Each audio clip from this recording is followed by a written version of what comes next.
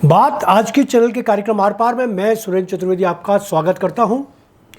सलीम तुझे मरने नहीं देगा नारकली और हम तुझे जीने नहीं देंगे। अजमेर के अधिकारियों के तबादले नहीं हुए, ये भी बच गया, अब तेरा क्या होगा कालिया। सैया हमारे घर नहीं, हमें किसी का डर नहीं। विधानसभा अध्यक्ष विदेश में और अजमेर के छोटे बड़े अधिकारी मानसून की बूंदाबांदी का मजा ले रहे हैं। विभाग चाहे कोई सा भी हो, सरकारी काम कहीं नहीं हो रहा। नगर निगम और अजमेर विकास प्राधिकरण में तो बिल्कुल भी नहीं। बाकी विभागों में भी आजा मेरी जान ये है जून का महीना वाला गाना बज रहा है। भजन लाल सरकार ने इतने आईएएस बदले, लेकिन अजमेर जिले के अधिकांश अधिकारी इस बम्पर लिस्ट का शिकार होने से बच गए।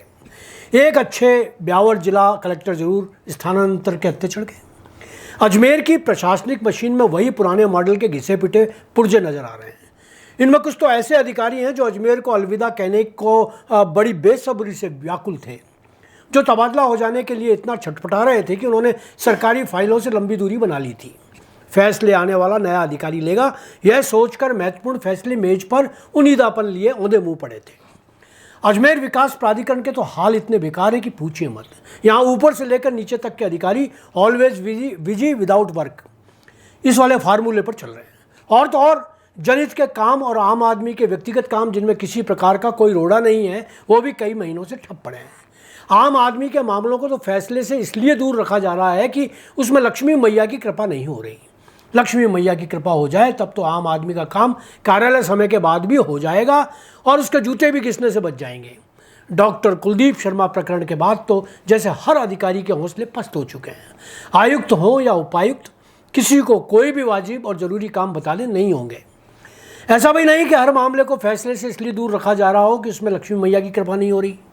एक कारण ये भी है कि अधिकारियों के दिमाग में अपने ट्रांसफर होने की बात भी गहराई से घर कर चुकी है। आयुक्त महोदया नित्या का तो यह हाल है कि वह नित्य ही अपने तबादले की अरदास कर रही हैं। यूँ भी उन्होंने अपने पूरे कार्यकाल में वही काम किए जो माननीय जी ने अपने दबाव में करवा लिए, और यह सारे काम अजमेर के हित में थे। बाकी अपनी तरफ से किए गए उनके काम बस औपचारिक ही हैं। अजमेर के वे दलाल जो प्राधिकरण के भरोसे खाते कमाते हैं और जो गांधी छाप माने जाते हैं, उनका भी कोई काम नहीं हो रहा। इसे आप अधिकारियों की ईमानदारी भी कह सकते हैं कि वे पैसा कमाने वाले काम भी नहीं कर रहे। मगर असलियत यह है कि पैसा खाने में उनको कोई दिक्कत नहीं। दिक्कत यह है कि माननीय की नज़र में उनकी हरकत छुपेगी नहीं और ये लोग माननीय की नज़र में गिरना नहीं चाहते। ऐसे में अधिकारियों का मन इस इलायची बाई के शहर में लग नहीं रहा। सलीम तुझे मरने नहीं देगा और हम तुझे जीने नहीं देंगे। मुगले आजम का यह डायलॉग इन अधिकारियों के लिए फिट बैठ रहा है।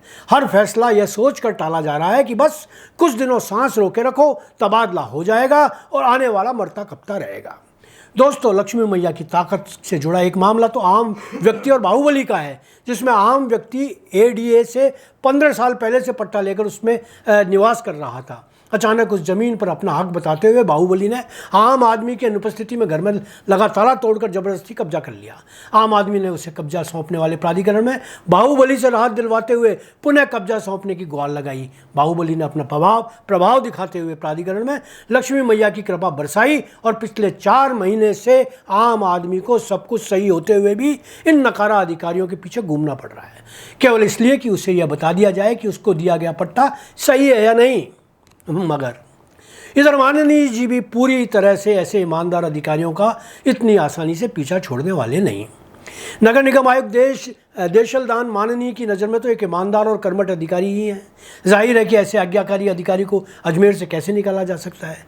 यहाँ पहले एक और ईमानदार अधिकारी सुशील यादव का बीज रहे, उन्होंने तो बहादुरी के सारे रिकॉर्ड तोड़ दिए। उनके गुलों पर कल एक विशेष ब्लॉग पढ़ना ना भूलें। कल इसलिए कि आज का ब्लॉग बहुत बड़ा हो गया है। मित्रों, यहाँ बता दूं कि माननीय इतनी आसानी से इन आलसी अधिकारियों को का पिंड नहीं छोड़ने वाले।